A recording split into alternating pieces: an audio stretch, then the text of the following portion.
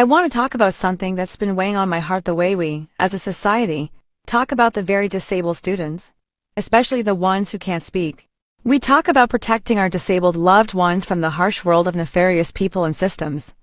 But protection can easily become a cage. If we only ever shield disabled children and then adults from struggle, we can also shield them from growth. Disabled people face enough external barriers, they don't need the people who love them adding internal ones.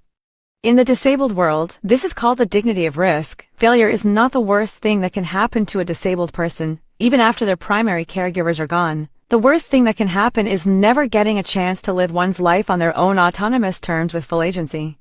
Every person deserves the dignity of risk, and every person deserves the chance to surprise us, and most importantly, they deserve the chance to surprise themselves. Yes, some days will be hard, some goals may take longer. Some paths may need adjustments. But that doesn't mean we stop striving, it means we get creative.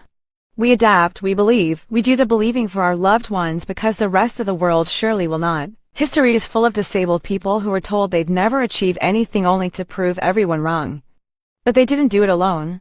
They had someone or several someones who believed in them. The way we, as a society, talk about disabled students. Too often, we focus on what they can't do instead of what they can. We set limits based on assumptions, not possibilities.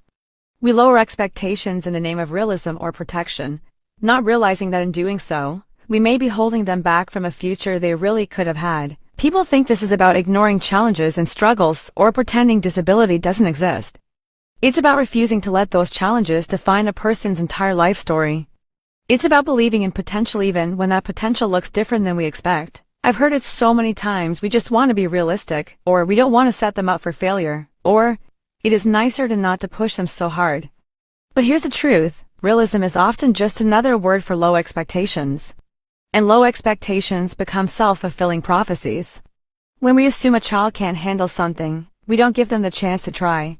When we don't let them struggle, we don't let them grow.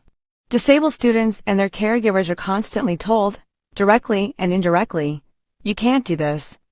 This is too much for you, you should aim lower. What if instead we said, let's try? What support do you need to be successful? What would this look like for you if it went well? How can we make this possible for you? This isn't about forcing someone into a mold they don't fit. It's about expanding the mold or breaking it entirely. So here's my challenge to all of us parents, teachers, therapists, friends. First, check your language. Stop saying can't before you've even tried. Replace the concept of never with how can we get this done. Second, presume competence. That means to assume they can until proven otherwise, not the reverse. Listen to their goals, even if those goals seem unrealistic. Third, redefine success. Progress isn't just linear, small steps matter. Independence looks different for everyone, and that's okay. Just remember that no human is truly independent anyway. We are interdependent on each other and on systems. The goal should be autonomy and agency. And lastly, the way when we say we advocate fiercely. Of course, we fight for resources, accommodations, and opportunities. But why not be the caregiver who says why not?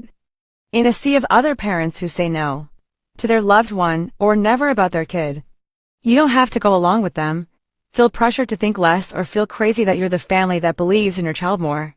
What your child thinks of you is way more important than your parent peers any old way. I know we are all already advocating fiercely, but what are we advocating for? Our loved ones' right to dream, to face with risk in life, with proper education, communication, and resources to try for those dreams? Or are we advocating for more but different types of cages with different names like safety, being realistic, or pushing too hard is cruel and unkind?